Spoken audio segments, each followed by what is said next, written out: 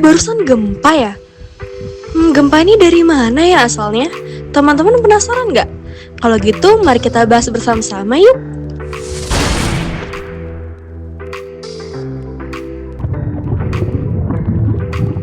Geological hazard.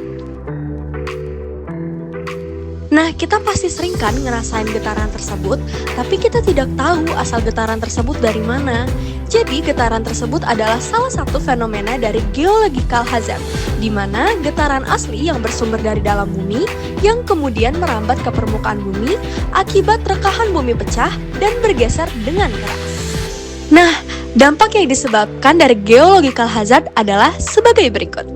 Gempa bumi. Gempa bumi terjadi ketika tegangan di kerak bumi menyebabkan regangan menumpuk hingga melebihi batas kekuatan batuan, memicu pergeseran mendadak pada sesar dan menghasilkan gelombang seismik.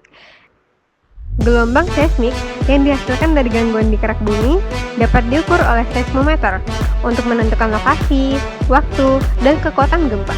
Perambatan gelombang ini dipengaruhi oleh sifat elastis batuan, seperti kepadatan dan kekakuan, sesuai dengan teori elastisitas plastik.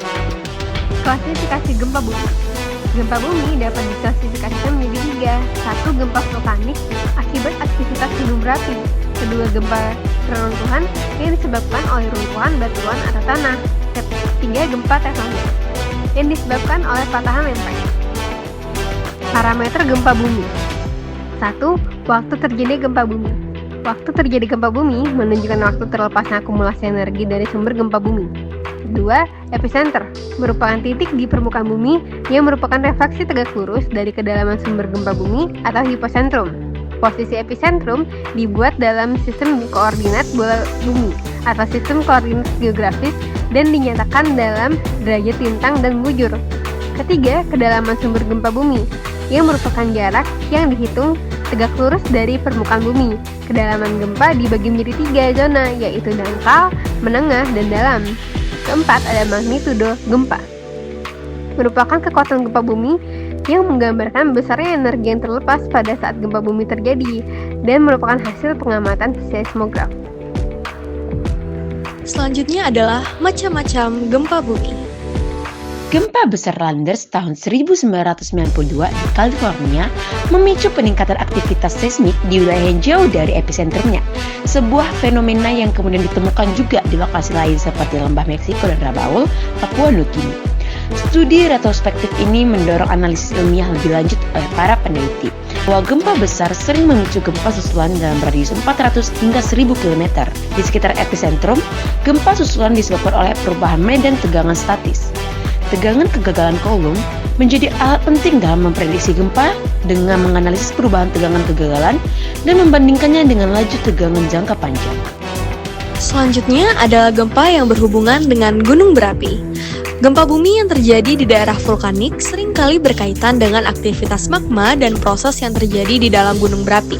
Ketika magma bergerak di dalam saluran magma dan ruang magma, tekanan di dalam sistem vulkanik berubah, yang dapat menyebabkan deformasi batuan di sekitar magma dan menghasilkan medan regangan yang berbeda.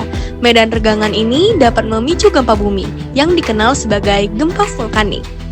Gempa bumi dengan siklon tropis. Siklon tropis yang melintasi lautan dapat terdeteksi oleh seismometer melalui mikroseis akibat gelombang laut. Penurunan tekanan atmosfer yang tajam mungkin memicu gempa bumi, meski pembuktiannya sulit karena banyak faktor lain yang mempengaruhi gempa bumi.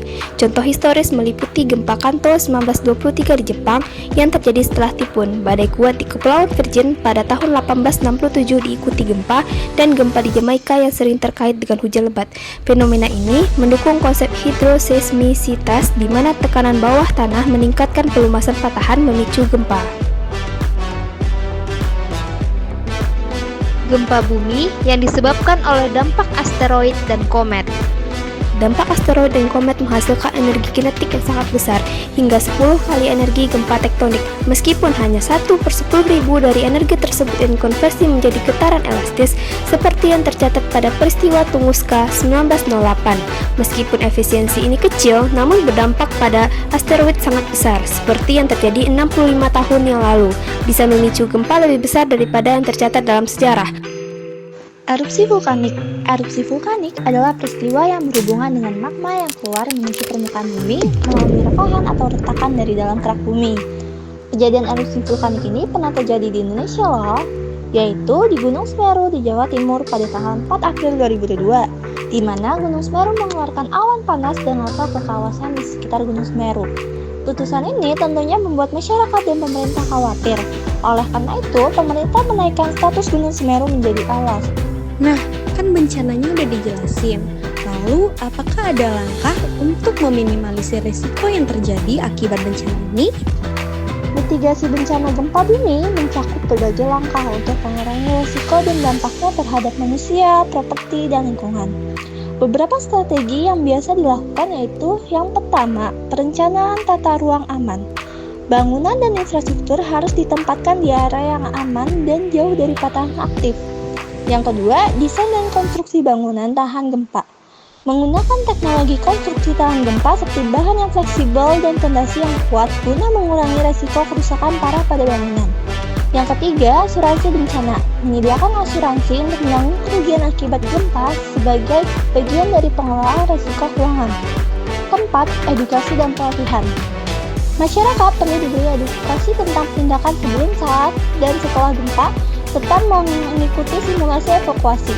Langkah-langkah utamanya meliputi tetap tenang, menjauh dari jendela dan tembok, tetap di dalam gedung, dan mencari tempat berlindung yang aman. Namun, kalau sudah kejadian bagaimana? Bagaimana dengan rumah, properti, ataupun kesehatan keluarga kita sendiri? Perlindungan dan asuransi. Ada 3 tipe perlindungan dan asuransi pada bencana geologi. 1. Asuransi bencana alam, yaitu melindungi properti dan bisnis dari kerusakan akibat gempa, letusan gunung, dan longsor. 2. Asuransi properti, yaitu menanggung kerugian pada bangunan dan isinya, termasuk risiko bencana geologi jika tertera dalam polis. 3. Asuransi jiwa dan kesehatan, yaitu memberikan perlindungan bagi korban cedera atau ahli waris jika terjadi kematian. Selanjutnya, produk asuransi geologi. Di Indonesia, sudah banyak sekali produk asuransi terkait gempa bumi, yaitu ada dari Allianz, Sea Insure, Jasa Tania, Aca Insurance, PT Bintang TBK, Astra, dan masih banyak lagi. Jangan lupa daftar ya, siapkan masa depan, hadapi risiko dengan tenang. Terima kasih. Baiklah, sekian yang dapat kami sampaikan terkait geological hazard. Semoga bermanfaat untuk kita semuanya. Sampai bertemu di video lainnya. Terima kasih.